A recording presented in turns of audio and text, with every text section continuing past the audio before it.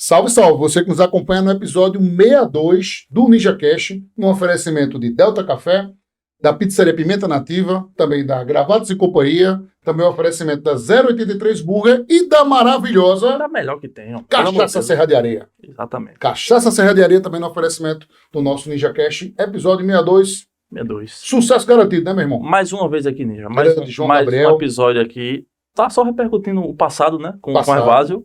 Um flashback lá na Serrinha, literalmente. Tem que ter uma batidazinha no bumbo, lá em né? Bananeiras, um moído pegou. Tem que ter um moidinho, né? Sempre o nosso NinjaCast marcando presença aí. Não, as pessoas comentam e dizem, mas rapaz, eu vi aquele corte. Hoje eu estava, inclusive, na Gravatos Companhia, que eu mando um forte abraço para meu amigo Expedito, e o seu filho mais velho, Nirley, tem Nirley e Nirley. Nirley disse, Henrique Lima, eu assisti na íntegra o episódio com o nosso querido Vitor Freitas. Henrique, que conteúdo, que cara, que história de vida. Ele disse, Henrique, eu adorei o episódio. Aqui a gente manda um forte abraço ao nosso querido Vitão. Exato. Foi grande repercussão também nas redes sociais. Quase 10 mil views no Instagram, só no Instagram do NinjaCast, do blog do Ninja, não foi não? Foi isso aí. Né? O Bomba também bombou. Graças a Deus, também a Vasco Bezerra. Aí tu gera muitas crises por aí também, né? Aí, tu convidado de hoje, tem tudo a ver com essas crises aí, né? Não é crise sentimental, não. Crise de casamento, ninguém tá tendo crise de casamento aqui. Crise política, exatamente, né? Temos a honra hoje de conversar com o nosso amigo, inclusive, nosso amigo em comum, grande Rômulo Oliveira, que é advogado, criminalista, também ele é analista político e especialista em gerenciamento de crise, né, meu brother? Bem-vindo, meu irmão. Boa noite, Ninja. Boa noite, João. Satisfação estar aqui e reencontrar com o João, que temos uma história de muito tempo trabalhando junto e depois a gente desencontrou, voltamos a nos encontrar. Vocês já trabalharam junto, papai? Tô aqui sabendo isso aqui agora. Eu tô achando que todo episódio aqui eu fico me sentindo que eu já fui rodado já. Quilometragem. Quilometragem. Eu acho que você foi caminhoneiro de outra encarnação. Carinho 18. Né? Interessante, porque Tibério estava aqui sentado e disse, meu irmão, eu conheço o João Gabriel há 20 anos, minhas meninas conhecem o João Gabriel. Foi bem interessante, assim, eu só chutou aqui e passar. É porque eles dois são crias do IPI, né? Exatamente. Exatamente. Escola lá dos bancários. Aí vocês já trabalharam juntos em outros carnavais? Já assim, em 2012, acho que na prefeitura. Né, João? Tava na secretaria substituindo Tibério. Na secretaria do Orçamento Democrático. Gestão Agra, não foi? No último ano da gestão do ex-prefeito, saudosa memória, Luciano Agra. E aí João trabalhava na Secretaria de Transparência, era o TI de lá, né? Fazia tudo pra gente também.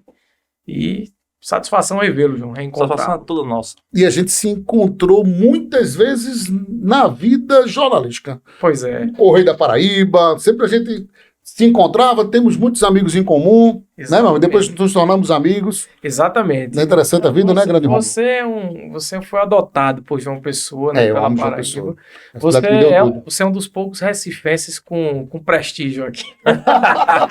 Agora eu tenho orgulho de ser amigo da sua esposa, dessa querida Mira Maia. Estudei com Mira na Federal, minha amiga querida. Exatamente. Pessoa brilhante. Como é que tá a carreira de Mira? Conta pra gente. Rapaz, estamos dando um gás. Ela volta agora numa virada de chave para o verão, né?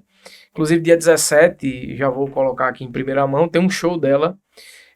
Nosso centro histórico, ele precisa sempre estar sendo impulsionado, né? Então, Mira olhou assim, amor, tô querendo fazer alguma coisa no centro. Porque a gente tem uma história lá, a gente já morou no centro, a gente já empreendeu no centro histórico, né? E aí a gente construiu uma ideia que é um projeto chamado Mira no Rolê. Ela vai dar um rolê por diversos lugares do centro histórico. E vai começar pela Casa da Pólvora, no dia 17. Então vai ter um palco lá, uma estrutura, ela vai receber artistas convidados, músicos, e vai fazer lá um show muito bacana, gratuito, né? Dia 17 de dezembro, um domingo, já comecinho do verão ali, né? Já bombando ali as férias, né? A cidade que precisa cada vez mais crescendo e o público aumentando, ter esses eventos. Né? Não, e a gente viaja muito e a gente percebe que em outros estados, outras cidades, o centro histórico é o termômetro. Eu fui agora para o Recife, o Marco Zero de noite a grande praça da cidade. As pessoas vão correr, vão caminhar, vão andar de bicicleta, se encontram ali mesmo naquele centro do Marco Zero, fazem piqueniques, as famílias e tal. Então, assim, a gente precisa adotar o nosso centro histórico. O nosso centro histórico é a nossa principal referência, onde a cidade nasceu. E assim, sempre que a gente puder estar atuando lá, a nossa ideia é que esse projeto, iniciado agora dia 17, no próximo dia 17, ele permaneça pelo menos 2 ou 3 vezes no próximo ano e para a gente poder posicionar o Centro Histórico na agenda de eventos, né, da cidade. E o Centro Histórico, além de ser bonito, ser histórico, ser patrimônio histórico, é um lugar que tem muito espaço e ganhou mais depois da pandemia, né? Porque fechou muito comércio e tal, então ali tem muito espaço para vocês explorarem aí. Teve uma vibe massa também, inclusive, do Eclipse lá, né? A galera todinha lá marcando presença no Hotel Globo ali. Esse projeto nasceu exatamente da inquietação. Ó. Toda a cidade se deslocou para o centro histórico e não tinha um atrativo. Exatamente. Aí a gente ficou com aquilo, rapaz, um after do pôr do sol, sabe? Daquele momento do eclipse. Então, a gente ficou com aquilo na cabeça e disse, vamos pensar nisso. Claro, a prefeitura, ela tem um projeto chamado Circulador Cultural que atende, em parte, essa demanda, mas a gente pensa que é preciso ir sempre além. E se a gente pode, numa produção independente, proporcionar isso para a cidade, por que não? É a nossa cidade. Mira, assim como você, não nasceu em João Pessoa. Não sabia, não. Mira é paraense de nascimento, ela nasceu em Conceição do Araguaia, do sul do Pará. A família dela, o pai é de São Bento, mas morou em Souza, e a mãe dela é de Monte Oreb, mas também com conexões em Cajazeiras. Então, Mira só nasceu fora e já veio para Paraíba, e morou em Cajazeiras uma época, morou em Campina, e ainda na infância veio para João Pessoa, e é pessoense. Essa cidade é a cidade que acolhe as pessoas de fora. A gente tem, para mim, esse é o maior orgulho de dizer. Outro dia a gente ia para a Argentina. Aí acabou que essa loucura de final de ano, eu disse, vamos adiar, né? Porque a gente tem a sua agenda, os nossos compromissos para o próximo ano. E aí eu fui remarcar a passagem no aeroporto. Quando cheguei lá, tinham 2 colombianos de Bogotá completamente perdidos, 2 estudantes. Aí eu, num portunhol mais enrolado do mundo, me coloquei à disposição e disse, vocês estão indo para onde? Estamos indo ali para o Manaíra. Eu disse, eu vou deixar vocês. E fui, peguei a mala dele, deixei. Tal. E desde então a gente passou a ter uma amizade. Toda a estadia deles aqui, Ninja, levei pro Sabadinho Bom, levei pro bar. Guia turístico. Eles ficaram, guia turístico, levei pra cachaçaria Filipé, que tem lá embaixo. Eles ficaram assim, rapaz, vocês aqui são muito diferentes da gente. Aqui o nosso povo tem, por regra, o acolhimento. A gente acolhe as pessoas de fora porque a gente se sente como se quando a gente for para outro lugar, a gente também gostaria de ser acolhido. Né? Então, isso está no nosso hino, né? O nosso hino popular, né? Que é o Sublime Torrão, que inclusive não é feito por um paraibano, mas por um pernambucano. Que também foi acolhido, que é Genival Macedo. Então, a gente tem muito isso, né? Aqui, eu gosto de preservar isso. Eu nasci aqui nessa cidade e tenho muito orgulho dessa característica. É impressionante, a galera vem pra cá passar férias e geralmente vai se organizar pra vir morar aqui depois. E eu brinco que esse é o nosso grande problema. A gente acolhe tanto que tá ficando... Né? A cidade tá grande. Agora vamos falar do campo profissional. A tua formação é em Direito, mas também você saca muito de marketing, você também ficou por dentro muito do lance do jornalismo. Fala pra gente como foi que começou essa empreitada na área acadêmica, né? É importante para o pessoal conhecer quem é Rômulo Medeiros. Rômulo Oliveira. Medeiros, Não, troquei. Rômulo Oliveira.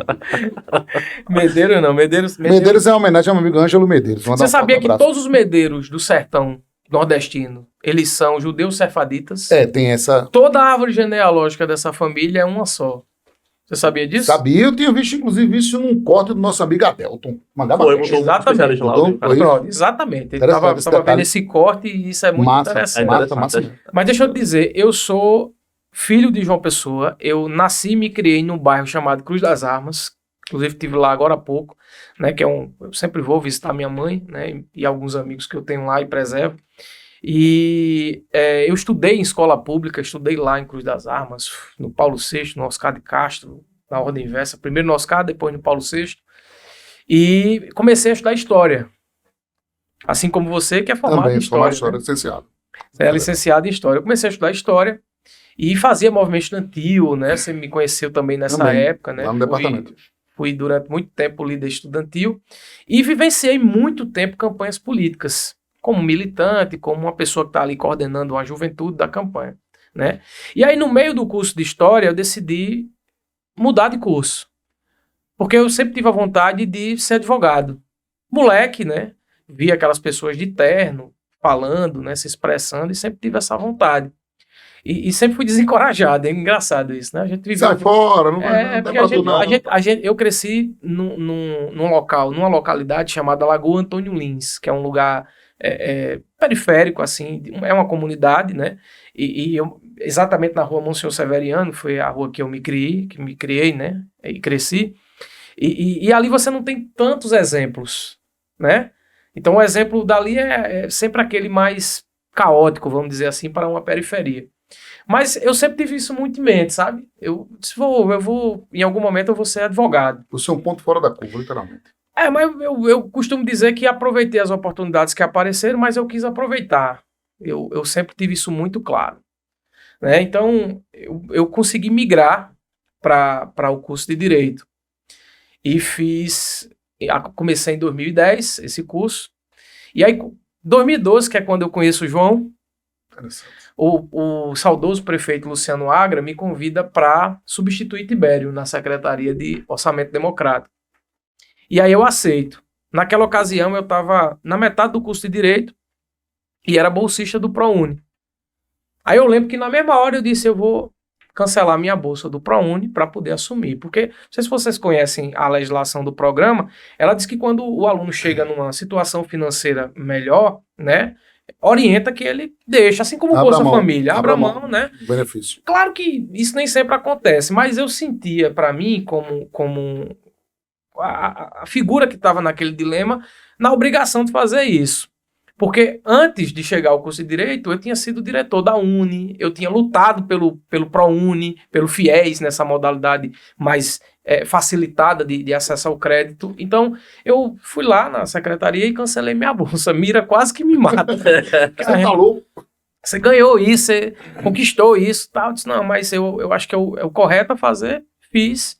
Passei lá o meu período na secretaria, depois eu, como sempre estudei em escola pública, pleitei o FIES e terminei o FIES, inclusive terminei de pagar o FIES agora. Libertação, literalmente. Não, E deve dar um orgulho da agora. Orgulho, porque eu me coloquei, para quem faz FIES, tem uma regra para quem é da área de saúde, que se você atender nos postos de saúde, você tem um desconto, tem alguma coisa nesse sentido. E eu me coloquei um condicionante de fazer pelo menos 4 ou 5 ações pro bono, de graça, ao longo dos primeiros 5 anos. E graças a Deus eu tenho cumprido isso não como uma exigência legal, né, mas como liberalidade minha. Eu gosto de fazer isso, sabe? Cidadania. Eu ganho dinheiro, meus proventos vêm disso, né, minha família se alimenta disso, mas eu acho que eu também tenho que entregar, sobretudo quando eu vejo que a situação do cliente é uma situação diferenciada, porque eu já vivi essa situação. Lá em Cruz das Armas, a gente tinha dia que ou a gente almoçava ou a gente jantava. E o café da manhã era mais barato, então a gente não faltava, né? A gente nunca passou fome, mas também nunca teve luxo, né? E em alguns momentos existiu aperto. Então, aquele cobertor curto. Exato. Então, assim, eu sempre fui muito solidário com relação a isso, e sempre que eu vejo alguém que vem de baixo, que quer subir, né, pelo trabalho, pelo estudo, eu sempre estimulo, sempre coloco para cima, porque eu acho que isso é uma obrigação cívica mesmo, sabe? De cidadania. Tua especialidade em Direito é a parte criminal mesmo? Então, eu comecei a estudar Direito, né? Fui lá para a secretaria, depois terminei o curso, e aí, no curso, eu estudei Direito Econômico. Passei o curso inteiro estudando Direito Econômico. E achei que nesse gap aí da minha saída para a secretaria, eu perdi exatamente as cadeiras de Direito Criminal, Direito Penal. Penal 2, Penal 3. E eu fiquei com isso, cara, eu não paguei bem essa disciplina. Então vou fazer uma pós para poder compensar esse déficit, né? Aí comecei a fazer uma pós na escola do Ministério Público. E aí, Direito Penal, meu amigo, me capturou. Eu comecei a fazer júri. Aí fiz 1, fiz 2, fiz 3, aí fiz 20 no intervalo de 2 ou 3 meses, sem perder. Nós temos um vídeo aqui do júri. Pro cara fazer o júri, o cara tem que ser bom de comunicação, né? Seu aqui do júri. Vamos colocar o seu. Cara tem que ser cara comunicativo. É bom que a gente vai ilustrando o que você está falando. Sua voz foi pro Beleléu, né, meu amigo? Foi embora, né? Eu acho que eu me inspirei com o Evásio ontem. Não sei o que aconteceu hoje. Uma lapadinha, né? De Serra de Areia. Serra de Areia. Agora você não falou bem das fotos que eu botando. Só fotos bonitas e tudo. Pegou, vai pegar. Vai ser a segunda agora. Vamos lá. Ih, deu pau. Não, Spot, daqui a pouquinho a gente libera esse vídeo. Daqui a pouquinho acho que vai sair. Entendeu? Mas o interessante é que essa sua identificação com o júri, você disse assim, meu irmão, essa é a minha praia. Você achou? Sabe quando uma coisa lhe toca e você diz, rapaz, eu me encontrei na vida. E aí parecia que um poder assim, uma luz vinha de cima, que eu acredito nisso, vinha uma luz de cima, entrava assim pela muleira, como dizia a vovó, né? Pela muleira, sabe, irradiava assim, e eu disse, rapaz, eu gosto de fazer isso. Tem um caso que te chama a atenção até hoje? Alguns, são muitos. Eu vou contar alguns aqui pra vocês. E aí eu comecei a fazer, e fiz 20, e depois eu e fazendo pro bono, né, para pegar expertise, experiência e tal, e fui fazendo. Até que um dia eu fui convidado por um colega para fazer um júri, aí a primeira vez pago, né, e a gente detonou, assim, fomos muito bem e tal, e de repente eu tava no hall das pessoas dos advogados que fazem júri há muito tempo. No passado, não era todo advogado que se propunha fazer júri exatamente por conta disso. É necessário que você tenha muito desprendimento, muita oratória. Mas a oratória pela oratória, sem conteúdo e embasamento, ela também mais atrapalha do que ajuda. Vira meio que um show sem conteúdo, né? Exato. É uma interpretação. Exato. Então, assim, é preciso que você module o conteúdo do processo com o conteúdo humano que você carrega ao longo da vida, ou que você treina ou desenvolve, né? E levando isso para o tribunal do júri, porque, afinal de contas, você vai convencer 7 pessoas do povo, né, a serem partidárias da sua tese defensiva. E enfrentando do outro lado, sempre um promotor que é extremamente preparado e que ganha a vida e ganha muito bem do Estado apenas para fazer aquilo, acusar o cidadão, né, que porventura tenha entrado em conflito com a lei penal. Então, aquilo me capturou. E daí nasceu. Aqueles anos que eu tinha passado em militância política, fazendo movimento estudantil, discursando, sabe, aquilo ali acabou se moldurando com aquele meu novo momento ali, com o curso de Direito, com as minhas perspectivas e me capturou. Então, eu me vi, de repente, um tribuno, né? Claro que não como os grandes tribunos, longe disso, né? Como o doutor Félix Araújo, como o doutor Félix Araújo Neto, que é o filho dele, né? Que foi meu professor, é meu colega, gosto muito. E outros grandes tribunos, doutor Luiz Pereira, que também é meu sócio em alguns casos, né? Doutor Neto Gouveia, que é de Guarabira, que é um grande tribuno do plenário do júri, mas eu também me vi inserido nesse contexto, né? E de repente eu estava ali em pouco tempo, né? Eu tenho pouco tempo de advocacia, Ninja. Interessante. Esse ano eu acabei de completar os 5. Então eu estou indo para o 6º ano de advocacia. É pouco tempo, mas tem tanta bagagem que eu achava que tinha mais tempo de história. Mas isso vem exatamente dessa bagagem de vida. Entendi. Né? De vida com relação a essa questão mais de acompanhar a política, de entender de tática, de estratégia e vivenciando isso, mas agora aplicando a técnica e a linguagem do direito penal e não apenas mais a ordem cronológica e sociológica da política, entendeu? Então, nesse momento eu me encontro e daí eu venho. E aí, numa segunda virada de chave, eu me encontro com o doutor Luiz Pereira.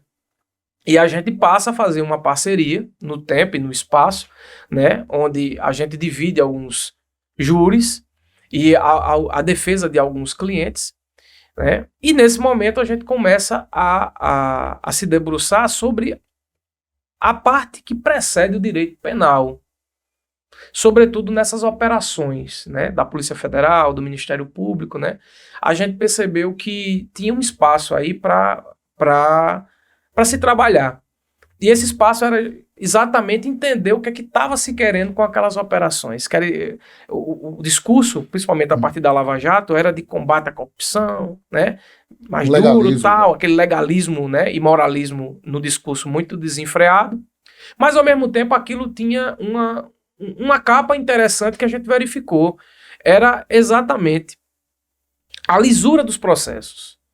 A gente percebeu que muitas das operações e muitos alvos dessas operações Eles não praticaram efetivamente um delito criminal, mas eles estavam desorganizados ao ponto de parecer que estavam praticando. E acabaram envolvidos nesse meandro, né, da operação, exatamente por conta dessa desorganização. E foi aí que a gente começou a perceber que era necessário um olhar mais acurado, um olhar de um criminalista que entende de processo penal, que entende de operações, para dizer o seguinte: olha, se você não se organizar do ponto de vista da sua, se for um gestor, da sua gestão, né, da sua administração, se for um parlamentar, da sua atuação parlamentar, né, se for um empresário, da sua do seu ramo empresarial. Se você não se organizar dessa forma, você vai ter um prejuízo jurídico, porque você vai enfrentar um processo, e o processo é caro. O escritório de advocacia que representa um cliente envolvido numa operação cobra caro, porque é um processo complexo, é um processo que envolve muitas pessoas, muitos elementos, são muitas chamadas. Também, né? Não tem todo advogado que se habilita, né? Exatamente, né? Então, coisa bem especializada. O processo é caro. Então, a gente começou a dizer que esse era o primeiro ponto. O próximo ponto era a imagem. A sua imagem vai estar arranhada. E quando se trata de uma pessoa pública e você acompanha o dia a dia dessas pessoas, né? Um político, um deputado, um prefeito, né? Essas pessoas que colocam sempre seu nome à disposição para serem avaliadas pelo povo. Ano que vem tem eleição, né? Então, essas pessoas acabam tendo a imagem arranhada pelos adversários e pelos próprios órgãos de combate, né? E de controle. Então, a gente começou a entender que isso era um serviço que não existia e começou a prestar. Né? E esse serviço é um serviço que começa, como você bem colocou, no olhar jurídico, mas ele perpassa e vai caminhando em direção à comunicação, né? A comunicação. Como a comunicação está vinculada com o jurídico e como o jurídico está vinculado com a comunicação. Eu tô vendo teu raciocínio aí para poder argumentar e estou tentando trazer um pouquinho para a minha realidade, que é a parte de TI. É como se tu tava tentando o tempo inteiro ali fazer uma coisa que já aconteceu, uma manutenção corretiva. Perfeito. E tu, rapaz, antes de fazer a corretiva, vamos fazer a preventiva? Perfeito. Vamos evitar. Vamos evitar isso aí? Antigamente se chamava essa fórmula, né, de advocacia preventiva. Aí o mundo corporativo trouxe um termo que eu costumo dizer, né, que é um termo que veio do mundo empresarial, que é o famoso compliance, né, que é aquela coisa da conformidade. Mas eu gosto desses termozinhos para... Aí pra gente se transformou compliance criminal, mas é exatamente o que você colocou. O fundamento básico da gestão de crise é você se antecipar a ela. É você evitar que uma crise nunca existe, muito embora toda crise seja inevitável. Porque em algum momento a gente vai ter uma crise. Até para nascer, a gente nasce de uma crise, que é um colapso, onde o corpo que está segurando um corpo, ele diz o seguinte: chegou um momento eu não consigo mais, então eu vou ter que colocar para fora. Exatamente. Né? Aquilo não deixa de ser uma crise. É verdade. Né? Que a mulher ali no momento de dar à luz, ela acaba resolvendo, vamos dizer assim, quando aquele segundo corpo acaba saindo de dentro dela. E assim são diversas. Né? A gente coloca que a análise da tua atividade é o que vai determinar a capacidade de você estar envolto dentro de uma crise. E aí a gente começa a fazer todo o trabalho de compreensão, de cognição do que é a tua atividade empresarial, política, de gestão, né? E ver se ela está em conformidade com as normas. Você tem aqui um processo licitatório, naturalmente você tem uma comissão de licitação, você tem um controle interno. Só que, às vezes, esses fluxos, eles acabam se repetindo ao ponto de o próprio gestor que está lá não conseguir enxergar. Aí vem a nossa consultoria, para poder fazer um encontro, para poder perceber se aquilo está em conformidade. E esse é um tema interessante, esse tratando de licitações, porque a nova lei de licitações traz, inclusive, a necessidade e a recomendação que se faça, né? O que a gente chama de compliance, né? Que é a advocacia preventiva. Então, a gente acabou fazendo, não inventou, claro que isso já existia, né? Mas acabou enveredando por esse campo, né? No aspecto de dizer o seguinte: muito mais do que proteger a imagem do cidadão que nos contrata ou da sua gestão, é fazê-lo entender que andar conforme a lei ou nos conformes da lei é muito mais econômico. Exatamente. Do que enfrentar a lei, entendeu? Então, Vai dar as consequências da vida. exatamente. Então, assim, a gente caminhou bem e, a partir disso, a gente desenvolveu esse trabalho. Tá muito massa. Quem é que mais procura a sua empresa, né? O seu escritório, né? O seu grupo jurídico para exatamente trabalhar com esse gerenciamento de crise? Olha, a gente tem clientes de todas as ordens. A gente tem clientes que são empresários, né, que é uma maioria considerável. A gente tem clientes que são gestores públicos. A gente tem deputados daqui de fora, de outros estados. A gente tem vereadores que buscam orientação. Mas o cara que procura é somente o cara que está numa situação difícil ou a maioria que está em um momento Tá querendo se prevenir para não ter problema. Eu sempre digo o seguinte... É como dentista, né? Tem muito cara que... Só vai o dentista quando tá com dor. Pronto. Acontece isso com você. Eu sempre digo o seguinte, que o melhor cliente que aparece pra gente não é o que paga mais. Aquele que já vem com a crise instalada pra gente resolver ou tentar, né? O melhor cliente que aparece é aquele que compreende o que a gente está colocando e a importância do que a gente está colocando. Porque não importa, você me contratou aqui, né? Como sendo, vamos fazer a comparação com um médico.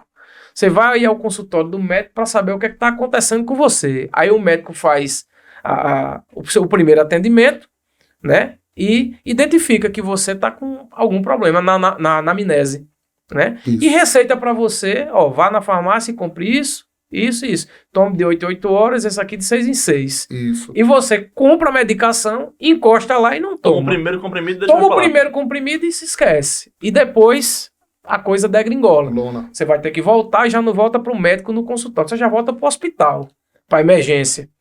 Né? Esse cliente aqui, quando vem para emergência, esse hospital é mais caro do que a consulta médica. Né? Então, esse paralelo. Não, e muito mais do que isso. É muito mais arriscado, porque quando você vai para o hospital, você fica à mercê de uma infecção, né? Você fica à mercê de outras coisas. Então, a gente costuma dizer o seguinte, o melhor cliente é aquele que compreende esse nosso trabalho e que nos ajuda a ajudá-lo. Eu vou tenho que contar esse relato. Galbinho, interessante, né? Eu fiz uma determinada matéria sobre uma cidade até estratégica aqui do estado, né? Não é uma cidade grande, cidade de porte médio. E eu fiz uma matéria, uma fonte me passou, eu fiz uma matéria com um determinado gestor, contra o prefeito, e estava tendo um conflito da Câmara Municipal com a Prefeitura. Eu não tinha nenhum tipo de ligação com nenhum dos dois, nem nada. E rola o som aí, que eu tô gostando do som aí, eu acho não. Aí eu já tô para voltar a tomar é lógico que eu tô voltando do antibiótico, na verdade, estava comentando aqui, agora rola um som desse, eu fico extremamente inspirado. E o que é legal, Glaubinho, lá nessa conversa, e eu fiz a matéria, do outro lado da linha, doutor Rômulo liga. Henrique Lima, agora o que eu acho massa, ele se identifica como um escritório de crise. Henrique, tu sabe que eu sou advogado. E o que é que está acontecendo? Você mesmo, qual foi o problema aí? Né? Então, o que é que faz você remeter a fazer determinada matéria? E eu disse, meu irmão, eu fiz uma matéria porque eu tive uma fonte confiável. A matéria é verídica, senão eu não estou dizendo que a matéria não é verídica, não. Eu quero saber o que é que, de fato, está acontecendo para que você... Porque, teoricamente, eu não tinha nenhum tipo de ligação com a cidade, não tinha nenhum tipo de amizade. E do outro lado da linha, ele estava querendo diagnosticar a crise, diagnosticar como se assim, esse cara aí que tu está, teoricamente, dando voz, você conhece? Você tem algum tipo de informação? E qual foi a minha resposta para ele? Eu disse, meu irmão, eu não tenho nenhum tipo de ligação com essa confusão. E outra coisa, eu também não tenho nenhum tipo de interesse, de ter nenhum tipo de participação com nenhum dos dois lados, e eu vou fazer uma coisa melhor. Eu tô fora dessa briga. Eu disse, eu vou ajudar o seu escritório de crise. Eu não falo mais sobre esse assunto. Porque para mim, esse assunto para mim não me interessava, e até hoje é uma coisa interessante. Né? Mas é muito legal quando o profissional ele entra com o diagnóstico para saber o que de fato tá. E ele tem a coragem de ligar para o outro lado. E dizer, meu irmão, qual a parada aí? Qual é a bronca? Esse tipo de feeling que é legal, né?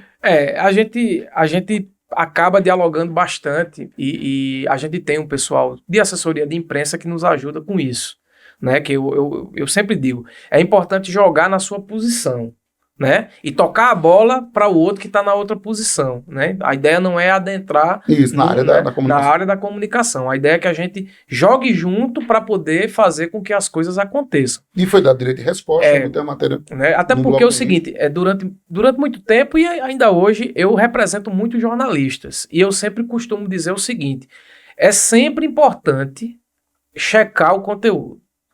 né? Jornalistas que não checam o conteúdo acabam se prejudicando em processos que acabam mitigando a credibilidade. Ninja sabe Exatamente, disso. sem dúvida. Né? Outro dia eu vi uma matéria expondo a condição de saúde de uma pessoa que estava alvo de uma operação. Aí eu disse, gente, não façam isso. Não repliquem isso, porque isso é ilegal e isso pode trazer consequências jurídicas para vocês. E sair dizendo para diversos dos clientes que nós temos no escritório que são jornalistas. Sabe? Mas, rapaz, isso aqui é um furo, isso aqui é nitroglicerina pura. Eu digo assim, se você está buscando like, vá fundo. Audiência a qualquer preço. Né? Audiência a qualquer preço, vá fundo. Agora, isso vai ter implicações... Tem consequências. E não apenas cíveis, criminais. Porque aquela matéria ali, ela violava a questão de dados quentes, dados sigilosos, que sabe? Foram apenas privados, né? e sensíveis, exatamente, de uma pessoa. Então, assim, eu na qualidade de criminalista, eu costumo sempre dizer, todas as pessoas têm direito à defesa. Suzanne von Richthofen, o maníaco do parque e o empresário que empurrou uma pessoa ali num momento de raiva. Qualquer pessoa, num Estado democrático de direito, tem direito ao contraditório e à ampla defesa. Ela fala, não convence, é condenada, perfeito. Mas esse direito, ele é resguardado pela Constituição e ele não pode ser mitigado. De maneira que, quando você expõe uma realidade da vida privada, que é um dado sensível, você está deixando de focar na conduta que o cidadão teve, que é de conflito com a lei, e passando a atirar no cidadão, né, que... Está na fragilidade. Na fragilidade dele. Então, assim, o isso... estado de saúde. Né? Isso a gente precisa separar, né? Muito embora hoje, em retórica, você tem duas linhas de argumento, né? O argumento ad rem e o argumento ad hominem. No ad rem, você combate o conteúdo, que é o correto. No ad hominem, você detrata o adversário. Né? Então, esse segundo é o que está na moda hoje em dia. Eu sempre sou prudente com relação a isso, porque uma hora a gente está defendendo, uma hora a gente está assistindo a acusação, ajudando a acusação. Então, é importante que a gente não se encante, né, com aquilo que a gente acredita. Tem um quadro de um pintor chamado Francisco Goya, que é um espanhol, chamado O Sono da Razão Cria Monstros. Basicamente uma pessoa deitada dormindo numa mesa e vários monstros assombrando ela enquanto ela dorme. Então, o sono da razão cria monstros. Quando a razão dorme, os monstros aparecem. Então, eu sempre coloco que a razão é importante estar à frente dessas coisas quando se trata da vida dos outros, quando se trata de uma defesa, né? Eu acho que quando você falar essas coisas, eu acho tá tudo correto você falou, mas só um parênteses que eu vejo nesse meu olhar sobre esse aspecto é que aqui no Brasil a gente sempre teve esse lance, né? Vou tentar investigar corrupção a qualquer preço, o pessoal do Ministério Público, Polícia Federal, às vezes até na sua ganância de tentar conseguir aquele seu objetivo de chegar até o final da operação ali, ele passa por alguns problemas. Eu lembro daquela Operação Castelo de Areia, né? Que era a operação contra o Daniel Dantas lá, que o cara fez uma escuta lá ilegal, enfim. Chegou lá em cima, caiu tudo, né? A mesma coisa foi agora... O nome dele, o delegado... É o Protógenes Queiroz. Inclusive, ele saiu do Brasil. Foi ameaçado, enfim. Mas ele tem essa preocupação, mas tem um pimentazinho com o que você falou aí, que é em relação à imprensa. Eu acho que realmente isso deveria acontecer, mas a Globo sempre consegue, né? É engraçado isso. Ele depende da operação, ele tá sempre dando uma pancada, tá sempre divulgando ali, às vezes uma informação de cunho pessoal, às vezes com privilégio de informação de um dado sigiloso, de uma investigação sigilosa, e sempre fica por isso mesmo. A Globo nunca é alvo de algum, vamos dizer assim, um desentendimento jurídico em relação a essas coisas. Eu vejo que, assim, do ponto de vista jurídico de Brasil, né, a gente viveu um momento muito coercitivo com aquele modus operandi da Operação Lava Jato, né? Então, você tinha um juiz que mandava em tudo, né? Um promotor que era muito diligente, que era o Deltan, falando, né, acusando todo mundo, né, na coordenação da operação. Você tinha um juiz também muito moralista, e depois você teve acesso, que essas duas pontas se combinavam para poder, né, obter o resultado que eles objetivavam. Então, assim, eu acho que a gente venceu, do ponto de vista filosófico, axiológico, esse método. Esse método hoje, ele é assim, alvo de repulsa de todo mundo. Isso não tem a ver com classe política, não tem a ver, isso tem a ver com a técnica do direito. Eu estou um pouco cansado porque nós tivemos um júri agora. E você relatou Eu isso disse para pela você, manhã. nós tivemos um júri difícil. Temos um vídeo aqui de um júri, aqui você inclusive voltando a fazer júris, né? E nós tivemos essa... Será que agora vai? Agora não, tranquilidade Agora total. vai? Tranquilidade total. Vamos lá agora com o nosso primeiro vídeo aí do nosso júri. Temos o nosso júri aí. Aqui. Olha só.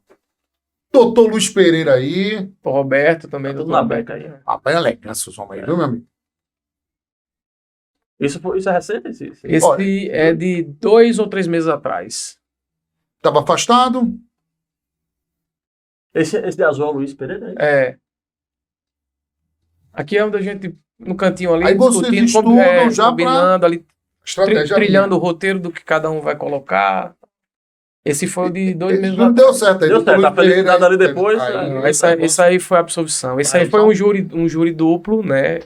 Dois réus, a tia e o sobrinho, que teriam concorrido, segundo a acusação do Ministério Público, no assassinato, no homicídio de uma pessoa, de um jovem, e numa tentativa de homicídio que, na verdade, quando a pessoa que foi matar esse cidadão acabou atingindo a namorada dele, que estava no carro, e essa moça acabou ficando paraplégica, né? Então, o que é que a gente conseguiu aí na nossa tese defensiva foi afastar os dois atores daquela ocasião, porque um dos réus, o sobrinho, né, dessa senhora, ele acabou também sendo atingido por um dos projéteis que acabaram por assassinar a vítima, né, que estava ali naquele momento no carro com a namorada. Então a gente teve a nossa tese acolhida, os dois foram absolvidos, né, por maioria do Conselho de Sentença, e a gente conseguiu entregar mais uma vez o resultado,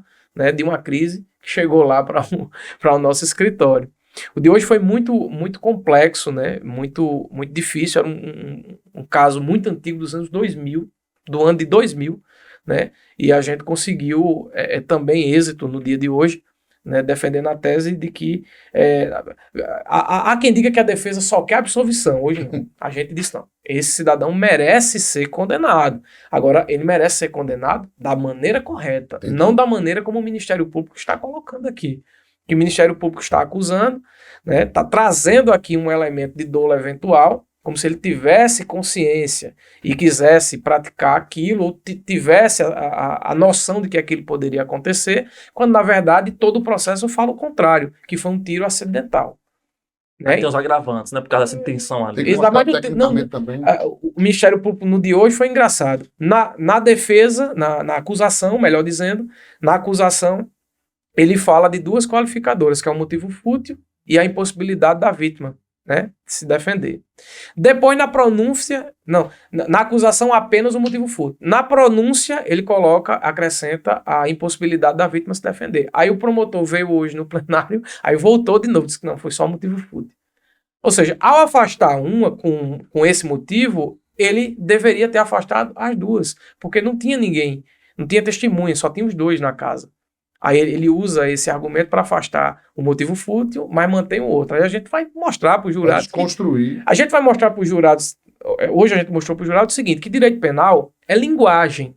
É a linguagem da acusação e é a linguagem da defesa. Só que não é uma linguagem solta, como uma narrativa que você joga ao vento. Ela está calcada no processo penal. E o processo penal ele é democrático e ele tem regras. As regras do processo penal, elas estão colocadas dentro do Código de Processo Penal, mas subsidiadas pelo texto constitucional, que são as garantias, a ampla defesa, o direito ao contraditório e a necessidade do júri está amarrado ao que tem nos autos. Não pode fugir dos autos. Entendi. A gente não pode buscar, o promotor, o Estado, na figura do promotor, não pode buscar fora dos autos um elemento subjetivo para poder imputar no camarada. Então, é o fato que está sendo analisado, não é o que o camarada fez antes do fato. Não pode fazer Entendeu? por convicção, né? Não Como exatamente. Então, assim, O achismo, né? Achei. voltando à questão da Lava Jato, o que que eu tava colocando. Direito penal é linguagem. Vai pensar 3 vezes ainda, querendo tomar um Vamos cafezinho. tomar esse café Eu tô calando Delta. a boca aqui A gente já, meu irmão. atrapalhou da Lava Jato, mas vamos agora falar do nosso Delta Café, né? Tá vendo aí? Acertei novamente, né? Vamos lá pro nosso Delta Eu só Café. monitorando você aqui. Viu? Você que vai saborear esse Delta Café agora, né? Vamos. Tomar um cafezinho agora do Delta. Café com a tradição internacional. Angola, Portugal, toda a Europa. Patrocinando o NinjaCast. Café saboroso, Bonito. em torra perfeita, E o cheiro? um padrão de qualidade excepcional. Rapaz. E é esse o conceito do Delta Café. E você sabe que Delta Café você encontra aqui no Espaço de Augusto, aqui na Monteiro da Franca. Se você também quiser adquirir essa maquininha maravilhosa, você vai no cartão de crédito, 4 parcelinhas de R$100 na tranquilidade. E ainda E ganha o você- quê, Ninja? Você ainda ganha 40 cápsulas para você saborear do Delta Café. Delta Café, o melhor café do mundo. Posso? Pode, aqui no NinjaCast. E o cheiro inconfundível.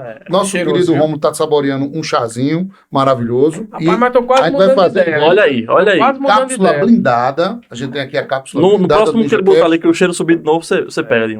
Uma paixão nacional, um padrão internacional. Aqui só do falta Delta creme Café. crack, Ninja. Creme crack com a manteigazinha. O creme cap tá chegando. Uma paixão nacional foi o Delta Café. E outra paixão nacional, cachaça Serra de Areia. Meu amigo, aí... É deliciosa. Aí sim. A melhor cachaça do Brasil, menor índice de acidez, um presente do nosso querido empresário rapaz, Evaldo para obrigado. você. Evaldo Vieira, cachaça de areia, Serra de Areia. Cachaça E é um blend, né? É um blend, essa é especial. Cavalo e Burana. Menor índice de acidez do Brasil. Essa padrão daqui- de aí. qualidade. Você toma sem incrível. fazer careta essa aí. Essa daí você pode tomar em temperatura natural, ao contrário de algumas outras cachaças. Tem que tomar E gelado, né? A pessoa tem que tomar gelada. Essa você pode tomar gelada, tomar quentinha, é gostosa do seu jeito. Serra de Areia, Deixar aqui fazer você vai saborear. Inclusive a Serra de Areia agora está assinando a carta de drinks, vai assinar agora. Lá da outra patrocinadora nossa. Na nossa outra patrocinadora parceira, Pizzaria Pimenta Nativa. Rapaz. Pimenta Nativa Forneria, melhor pizza da Paraíba. Aqui a gente assina embaixo.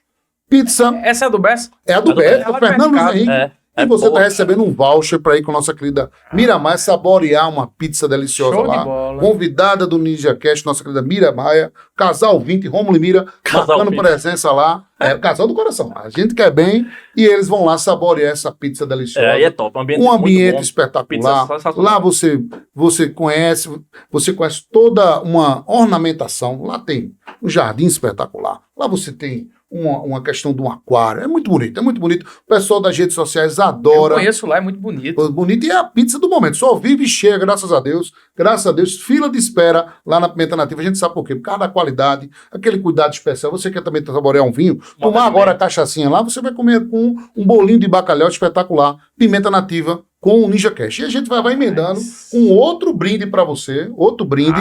Eu vou O vir cara mais que é de aqui. cuidar das armas, ele passa na frente. ele passa, conhece, você conhece. passa. Aí você vai. 083 Burger. Aqui eu conheço. Aí, Padrão, melhor Jaguaribe. hambúrguer de Jaguaribe, melhor hambúrguer da Paraíba. Jaguaribe e Manaíra. Espetacular. Fechou. Agora Fechou, é Jaguaribe, o nosso querido hambúrgueria artesanal. É o seguinte, você Um vai abraço ganhar para o lá, doutor Giovanni aí. Doutor Giovanni, você vai ganhar, procura o Doutor Giovanni lá, dizer, você e Mira, 2 combos para vocês dois saborearem lá. Hambúrguer, pizza e refrigerante.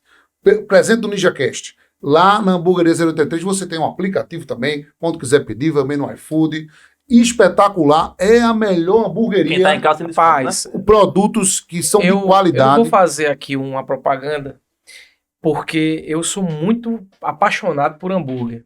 E eu tenho um Somos ritual. dois. Eu como um por mês. Apenas um por mês. Eu como por semana. Aí não, é porque assim, senão. Porque né? senão você dá uma... É, exatamente, é um por mês.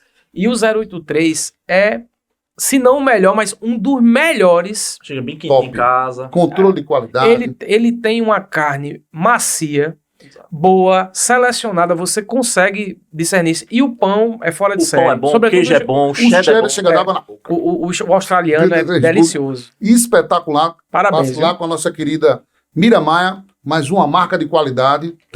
4 marcas de qualidade. Serra de Areia, 083, Delta Café e também a nossa querida Pizzaria Pimenta Nativa. Show de 4 bola. marcas. E a gente quer ver você lá na Pimenta Nativa e quer ver você lá também na 083 Book saboreando aí esses vouchers dados presentes do NinjaCast. Vamos agora vamos para mais um vídeo aí, já que a gente tá no Tem vídeo, outro né, aí? Claubinho? Tem outro vídeo aqui. Eu quero que você faça uma análise desse vídeo aqui inspirativo. Ah, você pegou lá, foi? Isso, eu peguei lá no seu Instagram. Eu queria que você falasse o significado desse vídeo aqui. Você como marqueteiro, né? Também pessoa que Rapaz, trabalha com baixo esse política. vídeo foi, assim, para mim foi o vídeo da campanha, assim, pelo menos do ponto de vista de um homem nordestino, né, que acompanhou o desenrolar da campanha. A campanha que vocês estão falando, a campanha de João Azevedo? Não, a Não, campanha presidencial, A presidencial. né? Lula e Bolsonaro. Se teve ali denúncias e depois se constatou de que a Polícia Rodoviária Federal estava fazendo blitz em diversas rodovias do Nordeste, no intuito de atrapalhar o fluxo de pessoas no dia da eleição. Essa que é a grande verdade. Né? Depois isso ficou comprovado. E aí você tinha diversos episódios de pessoas que estavam no ônibus, pessoas que estavam de carro, e que tiveram de ir caminhando quilômetros para poder votar. Aí me mandaram um vídeo desse cidadão aí. Isso aí, se não me falha a memória, é perto de Aparecida, aqui no sertão da Paraíba, né? A Aparecida depois de Pombal. É pertinho de Souza. Me parece que é isso. E aí esse camarada caminhou 20 quilômetros a pé para poder chegar ao local de votação. Então, assim, muito mais do que a posição em um ou em outro, o que está se analisando é você impedir o direito à cidadania. Entendi. Porque o sufrágio, o voto, né, ele é o regulador desse próprio direito, que é o da cidadania. Verdade. É de você gozar... Devia ser o contrário, o cara ter... Você pega em casa para ir votar. Exatamente. Ter gratuidade no transporte, uma coisa dessas que vão atrapalhar. Você que é da tecnologia, chegar um momento em que a gente não precisa nem sair de casa para votar agora de modo seguro, claro. Então, assim, eu achei que esse foi, na época que eu postei, no dia da eleição, inclusive, com esse sentimento. Eu disse, gente, independente, porque eu sou um democrata, radical, inclusive. Eu costumo dizer que no rio da democracia, eu navego pela margem do meio, pouquinho para a esquerda, não muito. Do meio para a esquerda, porque na esquerda eu encontro solidariedade, que é uma pauta que eu defendo.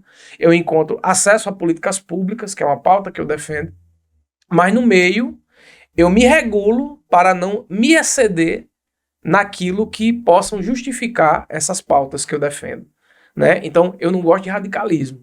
Quem já me conhece sabe disso. Eu não gosto de radicalismo. E também não tenho problema nenhum em conviver com quem está na margem contrária à minha. Até porque já naveguei junto em alguns momentos. Que é justamente o que o extremismo não consegue. Exatamente. Essa convivência com o contraditório. Então, assim, nesse rio chamado democracia, eu não tenho problema nenhum. E isso aqui não é um movimento de pêndulo, não. Eu tenho muita convicção naquilo que acredito. Mas, assim, eu acho que o ambiente precisa estar preparado para que eu concorde e para que eu discorde. Para o dia que eu vou concordar e o dia que eu vou discordar. E o dia que as pessoas também vão discordar e concordar comigo. A gente não pode estar vivendo com a corda esticada a todo momento, né? Com esse tensionamento, porque, no final das contas, isso distrai muito a atenção, né? E os problemas graves que nós temos por resolver aqui, sobretudo na nossa cidade, no nosso estado, na nossa região, né? E no país como um todo, a gente acaba deixando de lado ou esquecendo de resolver. Mas eu acredito que isso é método dos políticos e da política moderna aí. Botar na cabeça das pessoas que a gente só tem duas opções. A dicotomia, você tem o bem ou o mal, se você tem a esquerda ou a direita. E já tem várias opções. A gente precisa saber escolher e tomar a melhor decisão de forma pessoal. A comunicação, ela sempre busca o mimetismo, né? A facilitação. Aquilo que é mais fácil de você compreender. Então, você ter dois polos é muito mais interessante, sobretudo para quem manipula esses dois polos. É porque eles constroem o nós contra eles é sempre interessante porque você transforma um processo que deveria ser muito analítico numa gincana escolar. E numa fase hoje geracional que a gente tá aqui, ninguém quer pensar. Você adora pegar só o leitinho que alguém pensou, eu vou naquele cara ali. Vou naquele cara. Não vou aqui. Na onda. Ele tá falando tudo muito bonito, enviesado. Né? Por falar em onda, vamos para a primeira fotografia. Eu queria que você analisasse, a gente vai soltando algumas fotografias e você relata alguns determinados cenários, né? E alguns fatos que aconteceram. A primeira foto, olha só essa equipe maravilhosa aí que tá aí nessa fotografia. Fala pra gente. Só tem craque, bicho. Tirando eu, que eu estou só compondo aí o time. Mas é o seguinte, aí tem Sérgio Almeida. Sérgio aqui tá no canto com a camisa do Flamengo. Sérgio é um advogado, assim como eu. Foi meu professor Sérgio. Conta pra gente É esse o da que esquerda aqui. Sérgio é esse aqui da esquerda, Conta com a pra gente camisa o do Flamengo aqui. onde é que essa equipe, o que é que essa equipe Vou fez contar, trabalhando somente. Contexto. Pessoal que não Sérgio é muita- advogado, Sérgio Almeida é advogado, mas também é especialista em marketing político, né? Bruno Guedes aqui e Juarez são irmãos.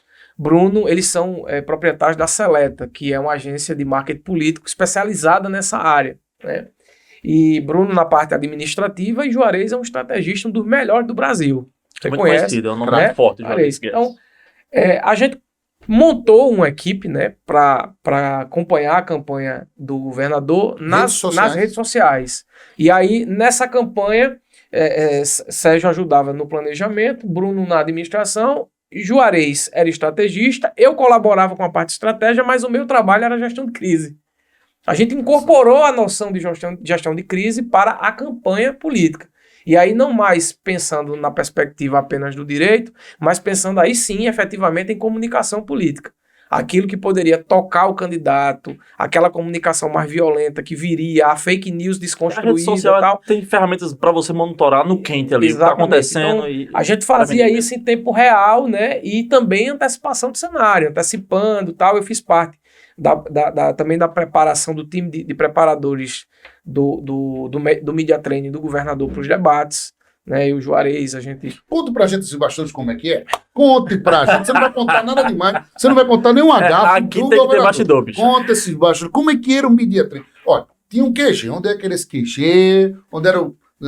Onde é que você Não, começava? QG a gente não diz o endereço. Mas tem um QG. Não, mas Mas antigamente tinha um QG40, não é aquele mais não, né? Não. Aquele Isso ali aí já tem nada a foi-se ver. embora, né? Não, aí era o QG da campanha que ficava ali em Miramar, onde era uma faculdade, já não existe mais, é só uma faculdade mesmo, foi só uma locação para os dias de campanha.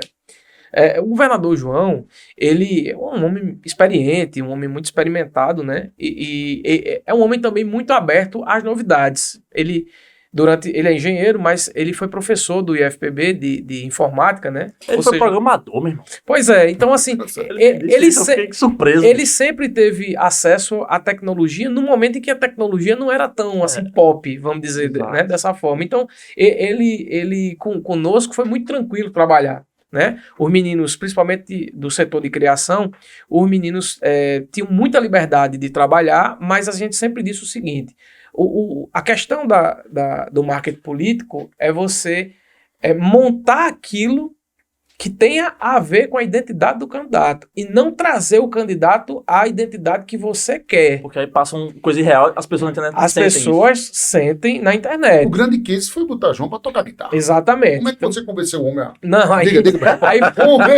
Aí é o seguinte, a gente chegou e não sabia que ele tocava guitarra. E aí ficou esse burburinho, não, o governador toca guitarra desde o primeiro turno, né?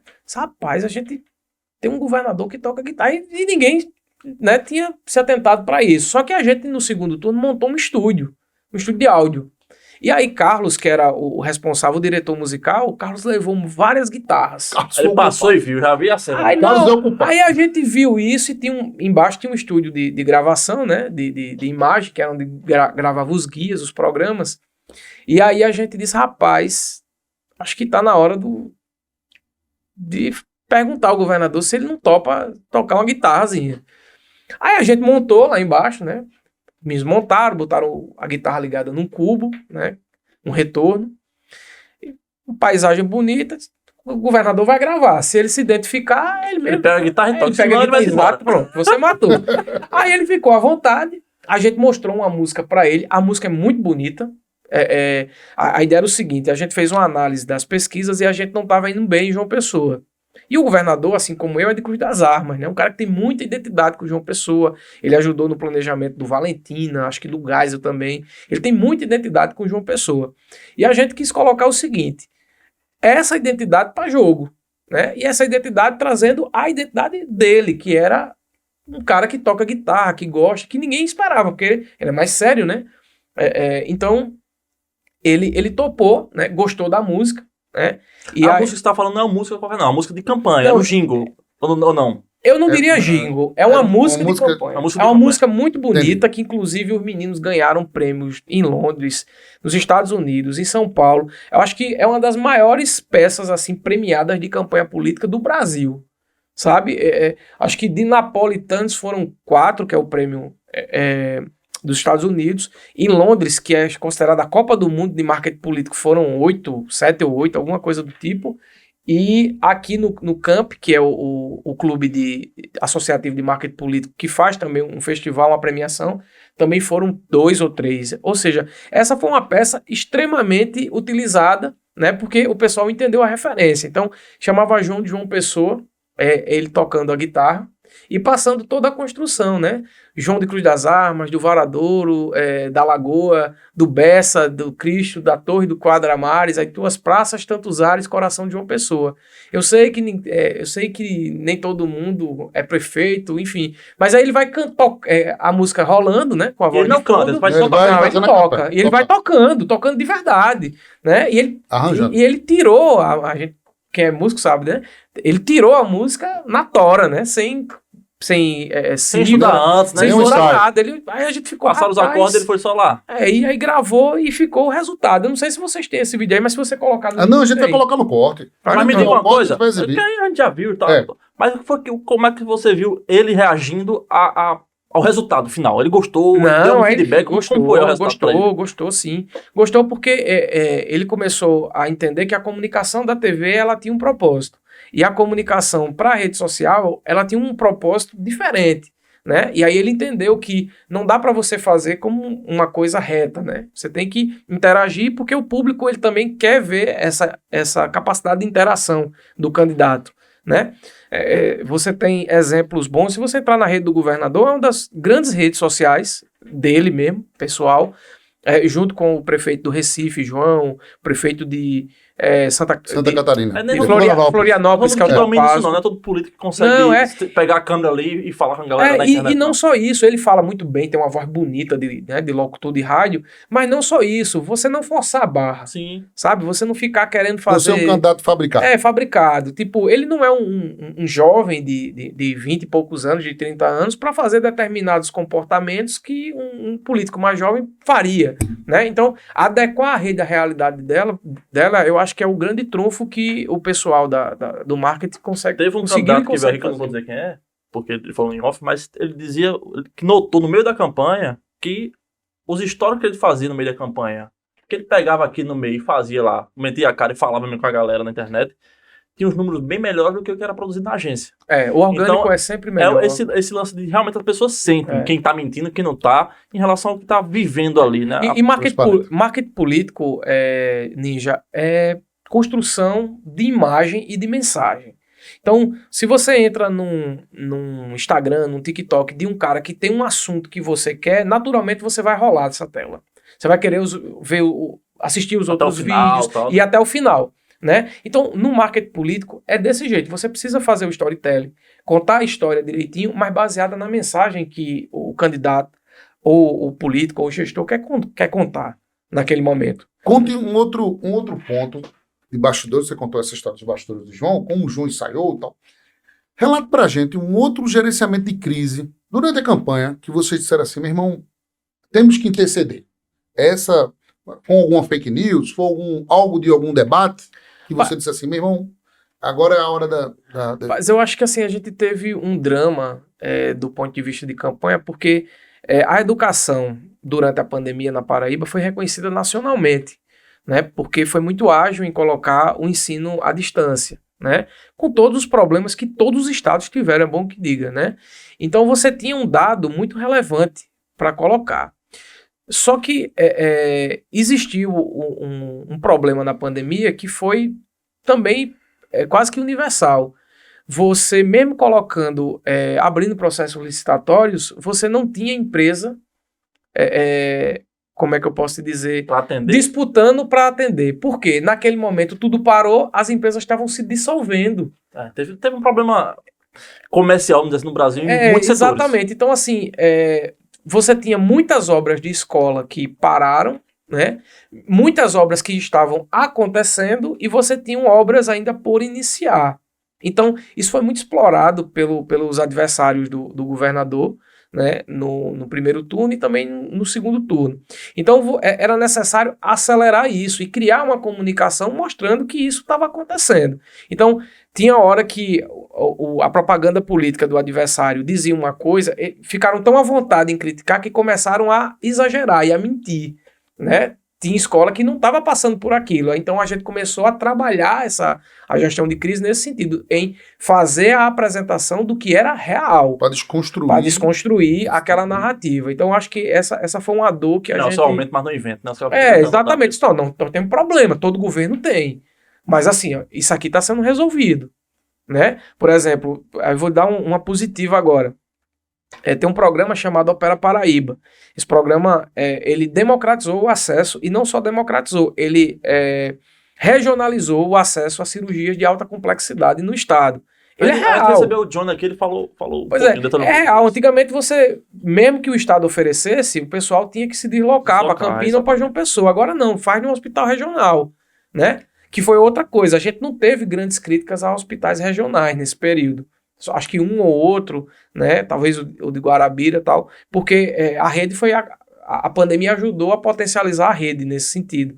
E aí essas cirurgias, as pessoas faziam nas cidades ou na região em que moravam, né? E a gente coletou muito depoimento nesse sentido, porque era meio que um sonho. Tinha gente que tinha um sonho de fazer uma cirurgia, né? Então, foi uma coisa tão forte, aparecia tão presente nas internas, que o adversário no segundo turno, né, no caso o candidato Pedro, ele teve que inventar, né, a campanha teve que inventar que o programa não funcionava. Rapaz, entendeu? Aí depois os médicos mesmo foi quem desconstruiu. Isso é um absurdo, eu tô lá, que conversa é essa, que médico não recebe? Então... E isso traz muitos ganhos até políticos, um programa desse, porque eu lembro que na campanha agora, João perdeu em João Pessoa, em Campinas, mas no sertão, esses lugares que foram beneficiados por esses programas, foram quem deu a vitória para ele, né? Exato, a gente brinca com o Nonato, que era o grande mestre da gente na estratégia, ele dizia, foi uma guerra de secessão. Você vai pelos cantos menores, né, pela beirada, para poder chegar no maior. A gente sabia disso, as internas mostravam muito bem isso, e tipo, quando o governador chegava numa cidade dessa, parecia que estava chegando Michael Jackson, Roberto Carlos, um megastar, assim, porque as pessoas reconheciam. Se você colocar um drone, João, circulando nas cidades do Sertão, do Curimataú, do Seridó, você vai ver cidades completamente diferentes daquelas de 10 anos atrás. E as pessoas reconhecem isso. Infraestrutura, malha asfáltica, convênio para creche, para escola. Os prefeitos e as lideranças reconheceram isso no governador. Antigamente o governo queria fazer, porque fazer agora não. Tem dinheiro aqui. É muito mais fácil e mais rápido que você execute. Vai lá e executa a obra. Tem lá creche, tem lá um monte de coisa que o próprio prefeito executa em parceria, em convênio com o Estado. Vamos agora explorar, na reta final do NinjaCast, Rômulo, na questão da análise política. Falando agora do cenário de João Pessoa, você sempre dá pitacos, você sempre analisa, você sempre é consultado, inclusive nas rádios, né? Sempre a gente acompanha você na Pop. Também o pessoal, fazer um forte abraço pro pessoal do F5, sempre apimenta os debates com o Rômulo. Você acredita que essa aliança João e Cícero vai ser mantida? Eu acredito que sim. O governador tem afirmado isso de forma categórica, né? E tem, inclusive, rechaçado críticas ou, inclusive, vamos dizer assim, coibido narrativas contrárias a essa realidade. Então, acho que, do ponto de vista prático, essa aliança tá mantida. Não vejo grande surpresa. É um modo que tá bem em voga aí, vou dizer assim, porque tem gente querendo um rompimento, né? Então fica querendo esse negócio, botando em dúvida e tal. Isso eu acho que até a campanha, vamos falar muito desse assunto aí. Eu acho assim, política é uma atividade dinâmica, né? Por exemplo, a gestão municipal, ela era alvo e ainda é de muito desgaste em alguns setores. Mas se você analisar a Ninja, que está no cotidiano político dos últimos 5 meses, ela conseguiu avançar em alguns pontos e melhorar seu desempenho. Isso é preciso que se diga, né? Ou seja, ele foi atrás da viabilidade, né? Exatamente. Você está na cadeira, né? Você vai trabalhando no sentido de mitigar as críticas que seus adversários lhe fazem. Eu acho que nessa direção a gestão atual conseguiu melhorar. E deve Porque, assim, o atual prefeito, o prefeito Cícero, ele tem adversários que estão sabendo explorar a condição de estar na oposição, né? Então, estão tocando em temas que são sensíveis e aí o tempo corre contrário a isso. Você tem que melhorar enquanto dá tempo, né? Até chegar na campanha e mitigar essas críticas, né? Você tem um deputado federal que conhece a cidade, né? Que inclusive foi cria dele, que é o Rui Carneiro, nesse flanco. Você tem um ex-prefeito, Luciano Cartacho, que também aponta críticas, né? Tá também doido pra participar. Doido para participar, Doidinho. né? Aí agora não se sabe se pelo PT ou se pelo outro local, já se especula se aí o PMDB, né? O MDB, né? De veneziano, que eu acho que mera especulação, acho que deve ser confirmado lá como candidato do PT, pelo menos eu acredito nesse sentido. Você tem um comunicador popular, que é Nilvan, que teve um desempenho muito interessante nas últimas 2 eleições, e você também não pode negar isso. Você pode até não gostar dele, discordar, potencial dele. mas ele tem um potencial, né, que é, inclusive, surpreendente para quem não tem uma estrutura, para quem não, né, não depende. Hoje não tem nenhum partido, né, para disputar. Impressionante. Então ele tá lá. Tem nem o apoio do presidente, que era seu cabo eleitoral maior. Exato. E você tem um ex-ministro da Saúde com o apoio do ex-presidente. Né? Então, assim, a atual gestão, ela vai ter que correr quanto tempo, né, para poder, mesmo com o apoio do governador, se garantir ali viável para ir para o segundo turno, e no segundo turno é uma outra eleição, onde você vai dialogar com as forças para fazer uma nova coalizão, né, e disputar tete a tete o voto daquele que vai disputar com você no segundo turno. Campina Grande, Romero e Bruno ficam juntos, na sua opinião? Olha, A pergunta é difícil, complexa. O Bomba aqui ameaçou ficar nu. Não, mas não fica. Não, pelo amor de Não Deus. ameaça ficar nu, não, pelo amor de Deus. Não, mas Já gosta. Ficar nu nada. Gosto de polêmica. Eu acabo me aventurando não em ficar nu, não, naturalmente, né, como o meu xará Rômulo Bomba, mas eu entendo o que Rômulo quer dizer quando afirma de forma categórica, para quem, como ele, acompanha a política de Campina, dizer que Romero não rompe com a família Cunha Lima, né? Agora, eu não sei qual vai ser o Romero que vai chegar à eleição. Se vai ser um Romero que vai se jogar de corpo e alma na campanha, né? Se vai ser um Romero que vai estar, mas não estar. Meio amuado. Né? Meio amuado. Eu também não sei e não consigo compreender qual vai ser a composição, quem será o vice de Bruno, se ele virar de uma indicação dos irmãos Vitalzinho e Veneziano, ou se ele virar de uma indicação do próprio Romero, ou do bolso do colete do prefeito. Eu não sei qual vai ser a dinâmica até março, abril, que é quando a gente deve ali ter, né, o finzinho da pré-campanha e já início de fato da campanha, porque a campanha mesmo só acontece em julho, mas as coisas já... Aqui sempre é antecipado. Né? Tudo é antecipado aqui. Então, assim, eu não sei. Né? O que é que a gente sabe de bastidor é que a relação de Romero e Bruno não é boa, né? E eles não conseguem entender, mesmo quando posam para foto sorrindo, você percebe que não é real, né? Que tem muita rusga, né? Que tem muita dúvida nessa relação. O que isso vai impactar, né, para a eleição, a gente também não sabe. O que é que eu tenho dito? Que a oposição, ela não pode perder tempo aguardando o Romero. Isso é benéfico até para o próprio Bruno. Exatamente, porque aí não tem uma tese mais analítica, que é muito mais colocada nos Estados Unidos, né, na política americana, que é a guerra de tesouras. Então você fica forçando uma briga ali do mesmo lado, né, ocupando o espaço, mídia, TV, com essa narrativa, e no final das contas vocês estão juntos do mesmo jeito, né? Então a oposição em Campina não pode ficar esperando, né, assistindo essa guerra, entre aspas, de tesoura entre Bruno e Romero, sem que se prepare para a disputa, né? Na eleição passada, o governador no segundo turno saiu com 32%.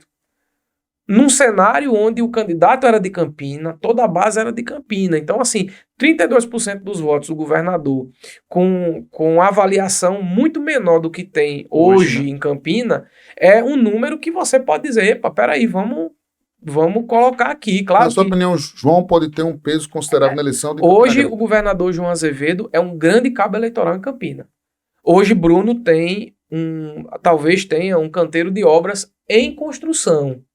O governador tem obras para mostrar, e ano que vem terá ainda mais obras e ações. Mas pode mostrar um candidato? Então só pode fabricar um candidato ainda? Eu acho que ele eu acho que ele não é que vai fabricar, eu acho que já existe né? Já existe? Eu acho que essa pré-candidatura já está na rua, que é do secretário Johnny, né? E claro que existem outros atores, senadora Daniela, que está na coalizão, que teve o nome ventilado, Inácio, o né? deputado Inácio, né, que é do PCdoB, que tem também, que é lembrado sempre nas pesquisas. Então, é preciso que se dialogue com a bancada de vereadores lá para que o PSB, entendo candidatura própria, consiga construir isso e se posicionar. Eu costumo dizer o seguinte: se vai se enfrentar um grupo político forte, como é o que se encontra no poder em Campina Grande, né, e com a perspectiva desse grupo rachar no meio, né, entre isso e você construir o seu próprio nome e colocar à disposição da cidade.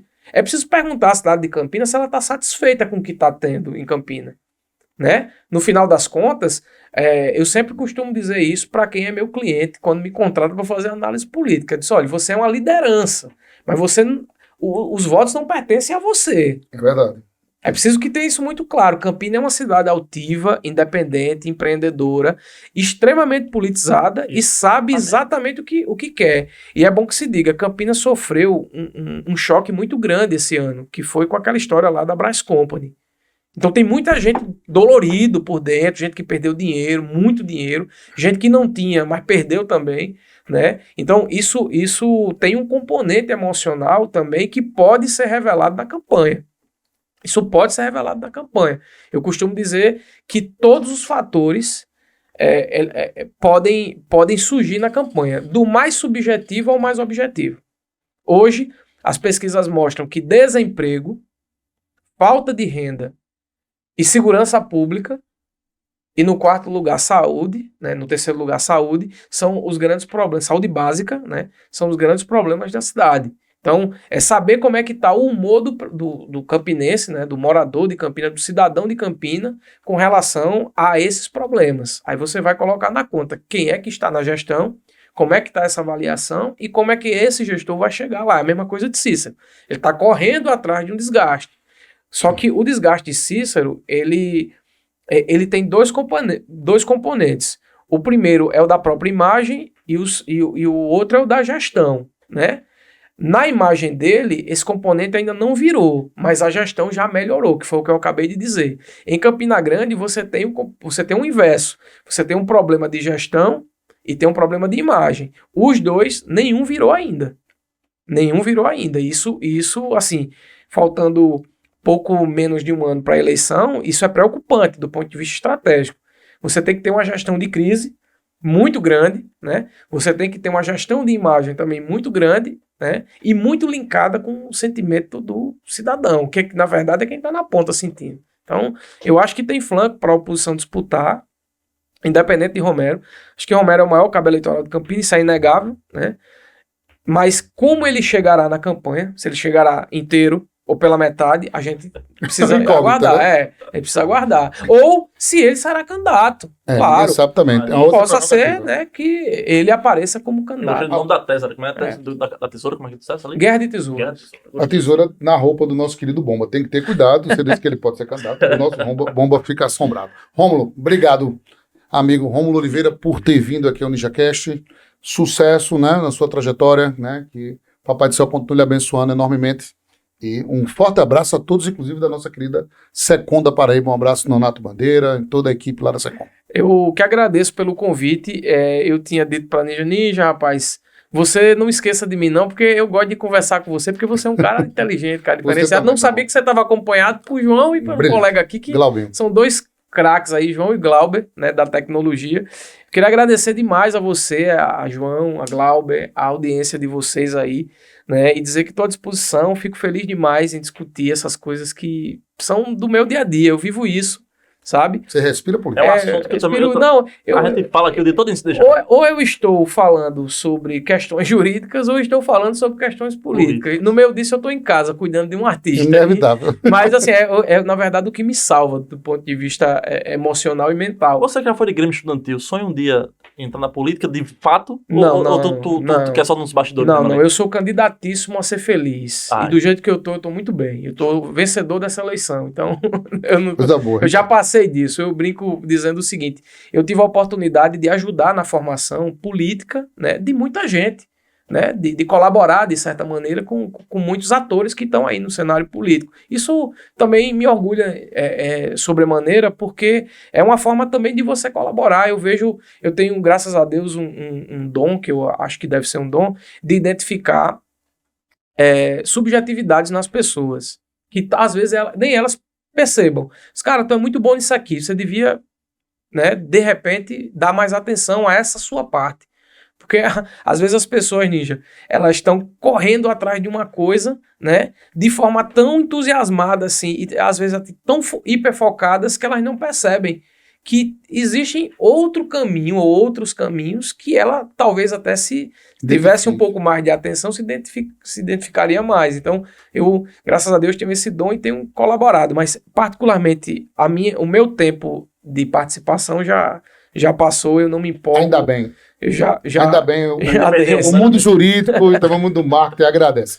Romulo, obrigado. João Gabriel, obrigado aí pelo Vamos episódio. juntos, mais um. Vamos pra cima no oferecimento de Delta Café, oferecimento também da Pizzaria Pimenta Nativa, 083 Burger e também da nossa querida cachaça Serra de Areia. Concluímos mais um no Jacast. Até o próximo encontro. Fiquem todos com Deus. A gente se encontra.